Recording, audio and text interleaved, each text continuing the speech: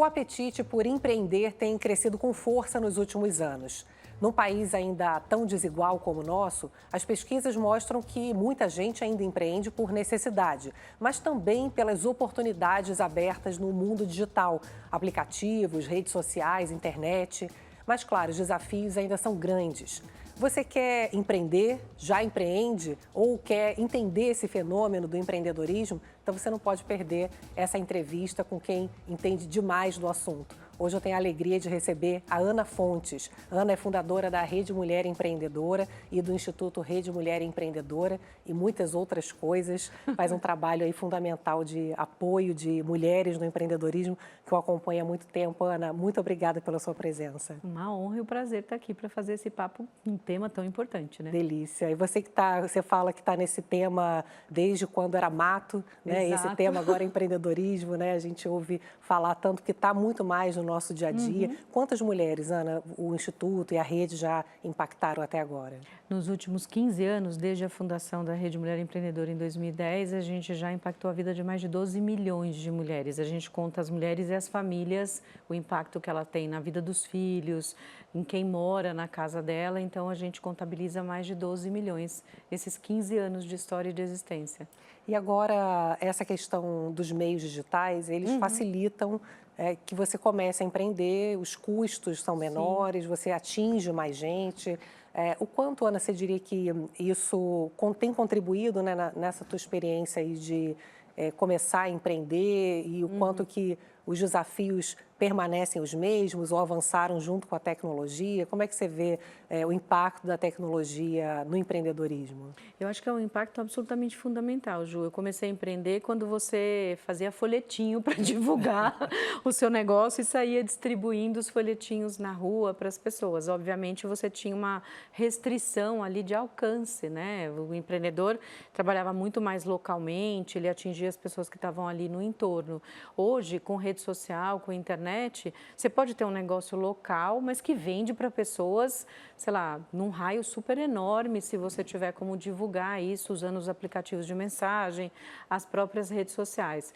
Eu tenho a percepção nesses anos todos trabalhando com empreendedores, fortemente com mulheres empreendedoras, mas com empreendedores em geral, que o digital ajudou muito, mas muito as pessoas a conseguirem empreender de uma forma melhor, mais rápida, testar as coisas, né? Porque antigamente você queria testar um negócio, você tinha que abrir o negócio, imprime o folheto, testa. Hoje não, você cria uma página na rede social, você cria um mecanismo de falar com as pessoas através do aplicativo de mensagem, você já pode testar um modelo. Faço o bolo em casa, mando pelo WhatsApp ou pelo qualquer aplicativo de mensagem para a vizinhança, já consigo fazer, vender um pouco a mais e expandir o meu negócio.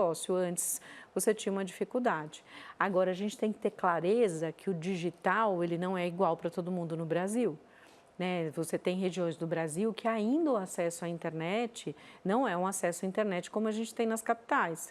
Então, é mais difícil se a pessoa não tiver um pacote de dados. Apesar do Brasil ter quase 2 celulares por pessoa, né, o celular não necessariamente dá o acesso livre à internet. Normalmente as pessoas têm um pacote de dados livre para aplicativo de mensagem, para uma ou outra coisa, mas ter um acesso ampliado à internet ainda é uma grande questão, especialmente nas regiões mais remotas. E eu acho que uma coisa também que a gente não pode esquecer é que a pandemia trouxe uma coisa da gente aprender a lidar com o digital. Nós mesmos, lá na Rede Mulher Empreendedora, todos os nossos programas eram presenciais. E aí, do dia para a noite, a gente teve que se reinventar e aprender a usar o digital. Então, é o que a gente chama de letramento digital. As pessoas acham que usar o digital é usar o aplicativo de mensagem e usar a rede social. E não é só isso, né? Você aprender a fazer divulgação, usar a rede, criar um site, divulgar a sua empresa, usar a inteligência artificial, que hoje todo mundo está enlouquecidamente falando. E agora você tem que aprender, inclusive, é isso que você falou, são as estratégias, a melhor maneira de uso, né? Exato. Outro dia eu estava conversando com uma amiga que ela falou que tem uma pasta no chat GPT, onde o chat já vai guardando todas as informações para contribuir numa próxima pergunta, né? Exato. Assim, você pode fazer modelos de inteligência artificial, ChatGPT, Gemini, enfim, qualquer outro, você cria lá mecanismos. Olha, quero atualizar meu DRE, quero fazer uma planilha financeira, quero criar um anúncio, quero fazer um histórico do meu negócio. Isso é muito bacana.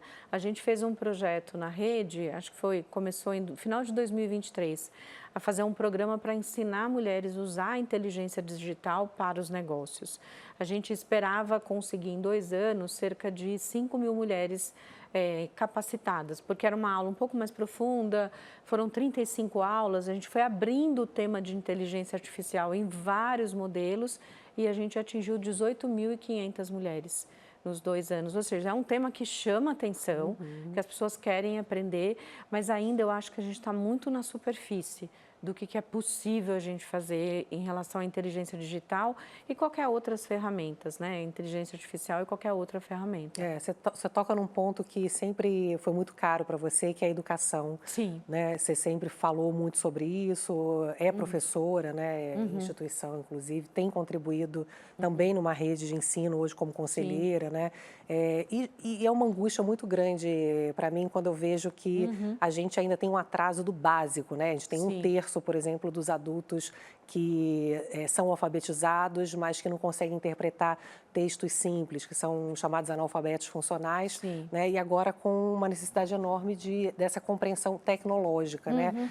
O quanto, Ana, que vocês têm conseguido, partindo dessa dificuldade muitas vezes básica, né? Inserir, de fato, através da rede, nos conhecimentos para poder impulsionar o negócio, né? Que tipo de esforço vem sendo necessário e conteúdos que fazem a diferença para quem vai empreender? Acho muito bacana você perguntar sobre isso, porque a gente teve que dar uns passos para trás, né? Não adianta a gente querer ensinar uma pessoa que ela não sabe onde aperta o botão para abrir, sei lá, um aplicativo de videochamada. A gente, quando começou a fazer videochamada, para poder preparar as aulas, trocar com essas mulheres, a gente percebeu que às vezes não sabia nem onde colocar, né? Onde eu aperto no aplicativo, onde eu abro, como é que eu faço isso, onde eu ligo o som, aonde eu mudo. Então, assim, a gente teve que dar uns passos para trás e criar formas de ensinar essas mulheres, as mulheres e empreendedores em geral, o letramento digital. A gente criou cursos muito simples, como se fossem assim, tem um nome besta em inglês, mas é microlearning, né? Ou seja, microeducação, são ensinamentos muito rápidos, de forma muito curta. Então, a gente pega temas que são mais densos, mais difíceis, ou que eles são com muitas camadas, e a gente transforma em pequenas pílulas para que as pessoas consigam digerir isso de uma forma melhor. E foi esse o caminho que a gente encontrou para ensinar letramento digital, educação financeira, como abrir um negócio, como se organizar, como construir rede de relacionamentos, que são todas coisas extremamente importantes para quem vai empreender. Mas, para além disso, como você colocou, assim, a gente tem uma questão de educação de base, né? Se você não trabalhar a educação de base, o nosso trabalho é proporcionar um gatilho para que os pequenos negócios, sejam eles de mulheres ou de homens, um gatilho para que a pessoa se sinta motivada a continuar nesse processo de aprendizado. Ele não começa e termina. Os nossos programas, sim, começam e terminam. Mas o que a gente espera dos participantes é que aquilo seja um motivador para buscar, às vezes, a gente tem inúmeros casos. Depois que eu comecei a fazer esse programa, eu fui buscar um curso de graduação.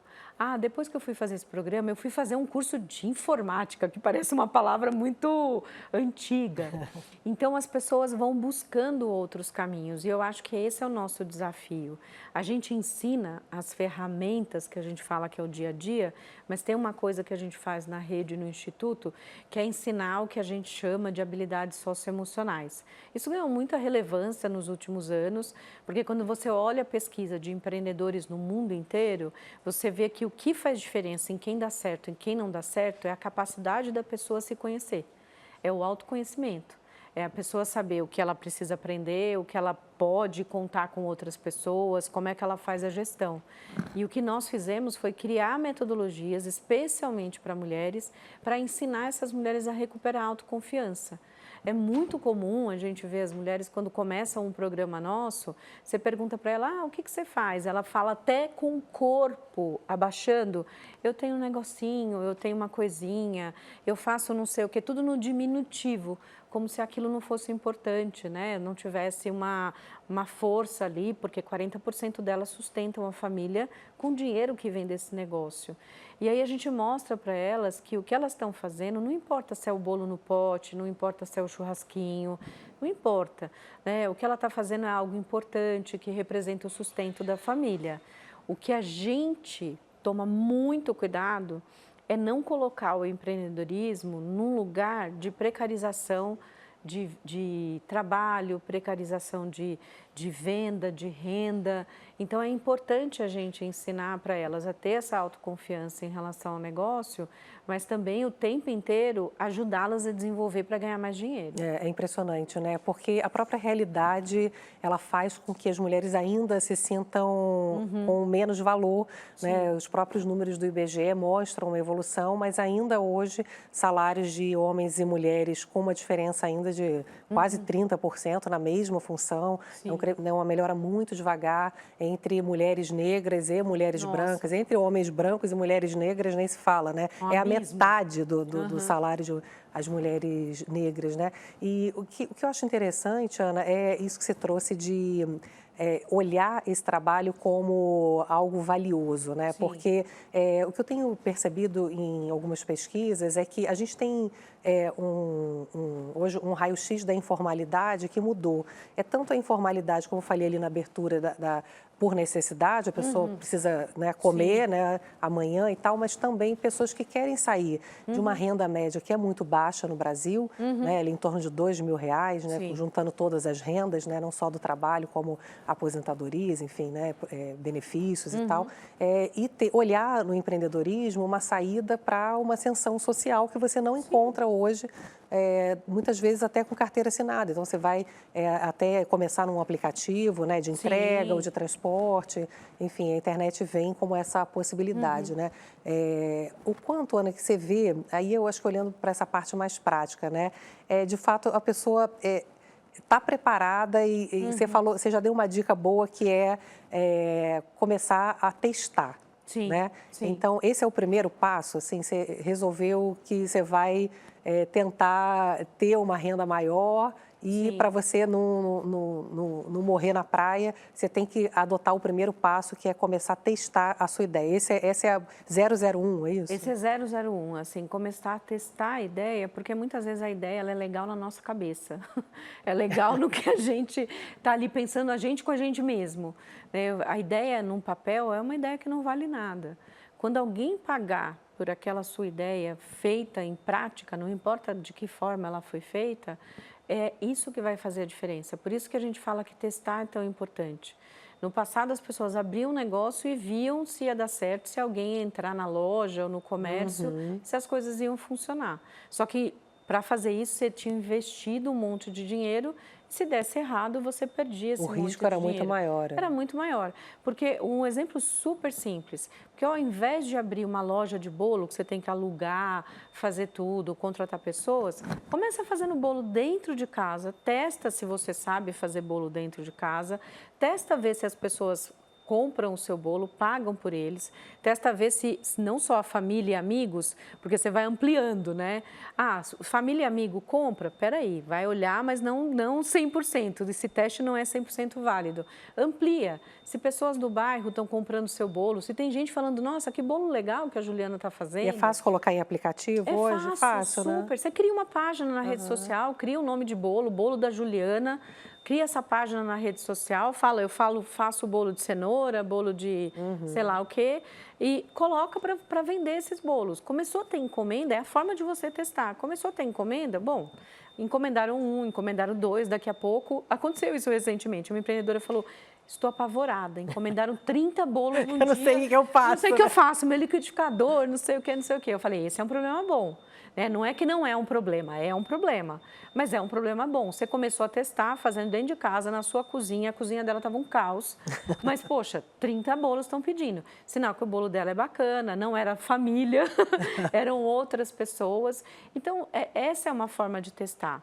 Não tem assim, quando você investe todo o seu recurso e depois você vê se dá certo ou não dá certo, é muito mais penoso, muito mais difícil. E tem um prazo também, né? Que eu sinto que muita gente, não deu certo. Não deu certo. Quanto tempo você acha que dá para segurar ali e seguir acreditando? Depende muito da sua capacidade financeira e do quanto você tem de recurso para esperar, né? Para esperar.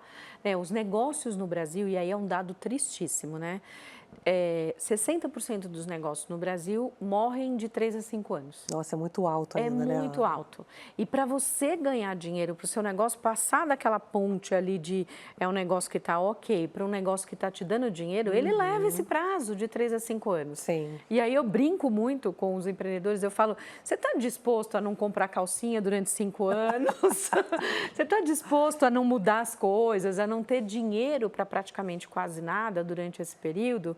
E a maioria das pessoas fica meio assim. Não, isso é uma informação fundamental, porque Sim. imagino que a pessoa pense que em algum momento não tão longo ela consiga começar a tirar alguma coisa, né? Exato. Um salário, né? Esse é o raciocínio. Mas não. Mas por isso que muita gente talvez se mantenha num trabalho, se ela pode, carteira assinada, sim. E vai tocando o conta própria paralelamente, né? Eu recomendo muito que faça isso. Se for possível, né? Se for possível que a pessoa faça isso. Se a pessoa não é herdeira, não tem dinheiro guardado no banco, que possa ficar testando infinitamente modelos de negócio, o que a maioria das pessoas não é.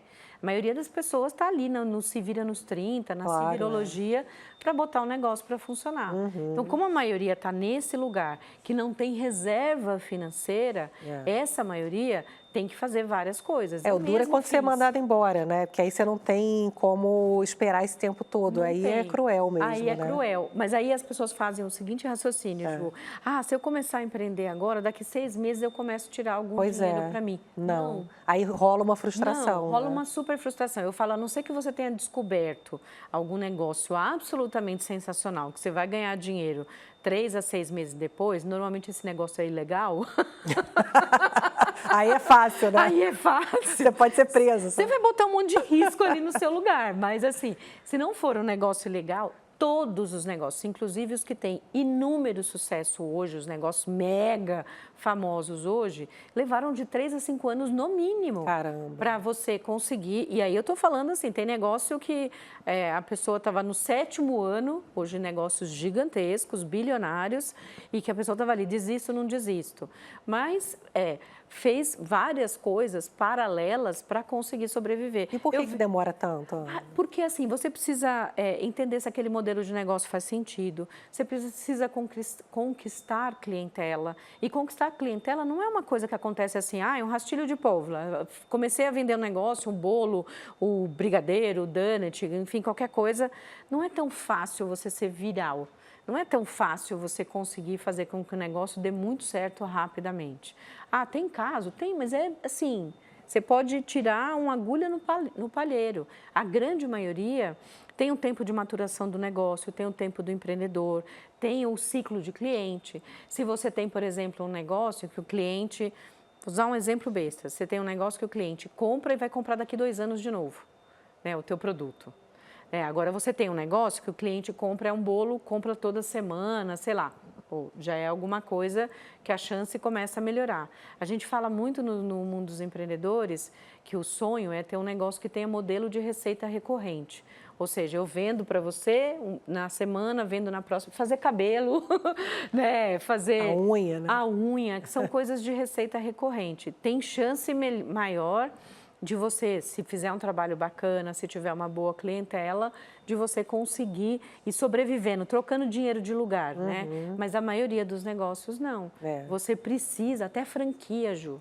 Muita gente imagina que a franquia possa ser mais fácil, né? Não, talvez pular algumas etapas, não? A franquia te dá uma base de gestão, organização, processo, tudo mais. Mas se você olhar todos os modelos de carta de franquia, eles consideram no mínimo 18 meses, alguns 24 meses, 36 meses, para você passar do que a gente chama de break-even, que é o ponto de equilíbrio do negócio. É difícil você ver uma franquia que fale para você, ó, daqui 6 meses você está ganhando dinheiro. Porque você tem um investimento inicial que você vai fazer naquele negócio. Sim. Você tem o seu investimento. E a própria consolidação mesmo, né, daquela loja específica. Exato, não é porque exato. a loja do bairro do lado está indo bem que a sua automaticamente vai bem, né? E a gente tem um imaginário, a gente vê uma loja dando muito certo, só que a gente esquece o tempo que aquela loja levou para dar muito certo. Você vê uma pessoa, um empreendedor, às vezes digital, dando muito certo, né? Você vê, puxa, nossa, que legal. Estava falando com a Bianca Boca Rosa, né, que é super famosa, conhecida, tem um trabalho super bacana. Aí eu brinco, né? Foi assim, 10 anos. Para ela ter 20 milhões de pessoas e para ter uma marca relevante. Enfim, tem N outras, Bruna Tavares e por aí vai. As pessoas veem hoje, né? Olha para elas e fala, nossa, quero ser como elas, que legal. Mas elas não começaram assim da noite Ninguém pro vê o dia. que né? Já batalhou antes, né? Quem vê close não vê corre, a gente fala isso direto. Ô, Ana, você que está, inclusive, fazendo parte hoje do Conselhão, que é um conselho que tem uma importância de estar próxima ali do governo, poder levar políticas públicas.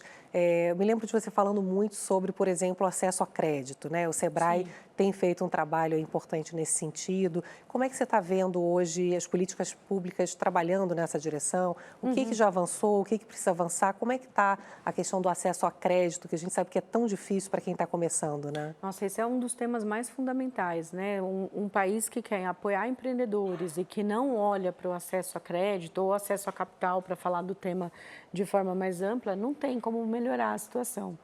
Eu, como membro do Conselhão, eu tenho uma série de acessos, né, para discutir política pública e iniciativas que o governo tem feito.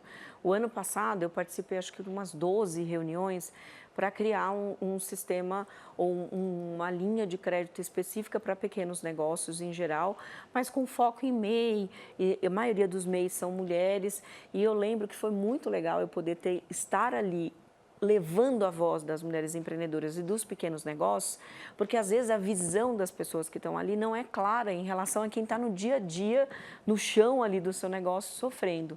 É um programa que chama Acredita, que é um programa de acesso a crédito para pequenos negócios em geral, e aquele foi um exemplo. Não é perfeito, não é a solução tipo milagrosa, não existe ainda, infelizmente, nenhuma solução que atenda todas as pessoas, mas é um caminho, né? Ali tem uma solução que a gente falou, você precisa mostrar para as pessoas, quando elas vão buscar o dinheiro, que elas pertencem àquele ambiente. Tem uma questão cultural, Ju. Quando você pergunta para as mulheres empreendedoras, elas falam que às vezes elas têm vergonha de ir buscar dinheiro, porque elas acham que vão ser julgadas, os pequenos negócios acham que vão ser julgados. Tem uma mística também, um preconceito, por exemplo, de falar, pequeno negócio mistura finanças de casa com as finanças do negócio. É amador. Né? É amador. Mas é claro que mistura, porque quando você começa, o histórico da sua empresa ou dos seus pequenos CNPJ não existe no mercado financeiro. Existe o seu histórico como pessoa física. Então, normalmente, o que as pessoas fazem no começo é pegar empréstimo no nome delas. E aí tem essa imagem de que mistura. Obviamente, tem casos que misturam, mas não é a grande maioria. Então, o acesso a capital é fundamental. Crédito, ferramentas de fomento, linhas de inovação, acesso inclusive a dinheiro a fundo perdido. Porque você vê que países que desenvolveram o empreendedorismo ofereciam dinheiro, claro, de forma estruturada, tudo mais, mas a fundo perdido. A gente não tem um volume de dinheiro suficiente no Brasil a fundo perdido. E é um setor que tem um peso na economia absurdo. Em torno, acho que de hoje 30 milhões de pessoas que estão por conta própria, né? Sim, mas você tem hoje no Brasil quase 30 milhões de pessoas que estão por conta própria e mais de 65% dos empregos no Brasil são gerados pelo pequeno negócio. Como é que a gente pode não olhar para esse pequeno negócio e não ajudar? O que a gente não pode é glamorizar. Falar, está todo mundo empreendendo, é lindo. Não, não é lindo, é difícil demais empreender. Ainda mais com juro alto. Sim. Quem tem um dinheirinho sobrando, muitas vezes é melhor se botar numa renda fixa do que você correr o risco de empreender. Exato. Né? Qual o conselho que você dá, Ana, para quem quer empreender? O que tem que ter em mente realmente, e no coração principalmente, porque num país de juro alto é sempre dura essa decisão, né? É uma decisão muito difícil. A maioria das pessoas no Brasil empreende por necessidade, porque perdeu o emprego, precisa complementar a renda, não é por oportunidade. Os por oportunidade que aparece, sei lá, 2% dos negócios. A grande maioria está ali, não se vira nos 30. Então, o que eu sempre recomendo para essas pessoas, quando possível, faça uma pequena reserva financeira. Quando possível. Não importa o quanto é essa reserva, mas ela vai te ajudar a dar um pouquinho de fôlego. Eu tive essa reserva financeira, obviamente ela não durou o tempo que eu queria, eu calculei que ela ia durar 1 ano e meio, ela durou 7 meses, mas porque com filho, conta, tudo para pagar é bem difícil. Se for possível, faça uma reserva financeira. Uma outra coisa, aprenda com outros empreendedores. As pessoas têm uma imagem de que empreender é só você começar e está tudo certo. Você tem que aprender a empreender. Hoje, o digital te permite cursos gratuitos, plataformas, te permite ter mentoria com pessoas que você não teria se você não tivesse o digital. Então, usa isso a teu favor, aprende sobre empreender. Quando eu comecei, há 17 anos atrás, eu olhava para os lados, não tinha o digital, eu ficava com vergonha de pedir ajuda para as pessoas. E hoje eu tenho, até hoje, ajuda de mentoras e indico mentoras e mentores para quem começa um pequeno negócio. Então, essa é uma segunda coisa. Então, aprende, né? Faz uma pequena reserva se possível, pega uma mentoria, busca informação e conteúdo. Um empreendedor tem que ser uma pessoa que está querendo o tempo inteiro aprender sobre coisas novas. Eu estou o tempo inteiro xeretando o que está acontecendo, porque às vezes você tem uma oportunidade bacana ali de negócio e às vezes você não está enxergando. Você não para, né? Eu não paro. Eu falo, se deixasse pela minha cabeça, eu ia criar uns 10 negócios por dia, mas não dou conta, então eu fico respirando e cuidando do que já tem. Já tem muita coisa. Já tem muita coisa. E aí uma outra coisa que eu recomendo para todos os empreendedores e para todas as pessoas, cuida da saúde mental. Empreender é um ciclo de muitos altos e baixos. Parece clichê, mas não é. Se você não está bem de saúde mental, e as mulheres declaram, 70% delas, que têm alguma questão de saúde mental. Nas nossas pesquisas a gente vê isso direto. Então, o que eu falo para elas? Busque trabalhar o seu autoconhecimento, busque trabalhar o seu autocuidado. A gente tem tendência, nós mulheres, a deixarmos o cuidado conosco para o último plano e sempre cuidar dos outros está em primeiro lugar. Então eu falo para elas, faça isso e busque apoio, né? Psicólogo, terapeuta, isso é muito importante. Empreender tem muitos altos e baixos e isso é fundamental. Então essa é uma outra coisa. E uma outra coisa, as melhores oportunidades de negócio, Ju, estão onde estão os problemas reais das pessoas no seu lado. Enxergar o mundo ao nosso lado é a melhor forma de você começar um negócio. Não é o que está na nossa cabeça, é o que as pessoas estão precisando. Outro dia eu estava conversando com uma mãe, ela falou, nossa, todas as mães da escola do meu filho estão reclamando que a lancheira é muito não saudável, que manda bisnaguinha, não sei o quê, suco de caixinha, parará. Aí teve uma mãe que criou um modelo de lancheira saudável. Ela faz as lancheiras e vende para as outras mães as lancheiras saudáveis. Aí uma outra escola soube e contatou essa mãe para fazer as lancheiras e ela montou uma produção. Tipo, frutinhas cortadas, as coisas organizadas, sucos naturais, conservados. Ótimo. E tudo. Olha isso. Ótima ideia. Ótima ideia dela, sim. As mães, né, adoraram. Adoraram. Então é isso, é você enxergar o seu entorno, ter essa visão do que as pessoas estão precisando, o que elas estão buscando. Então, estar atento, né? Não precisa, obviamente, criar todas as coisas todos os dias, que nem eu, né? Ficar pensando em criar 200 coisas, mas estar atento ao entorno, isso é o que é mais importante. Você é farol, Ana. Te agradeço demais pela presença, pela entrevista. Aprendo muito de economia, de negócio, mas principalmente de gente com você. Obrigada pelo seu afeto sempre. Nossa, estou muito feliz. Obrigada, viu? E sigam a gente na Rede Mulher Empreendedora. É muito bacana lá o nosso trabalho para ajudar as mulheres, um negócio social. E agradeço demais a oportunidade de estar aqui. Eu que agradeço, Ana. Uma honra. Muito obrigada a você por estar aqui comigo no Economia para Você. Até o próximo.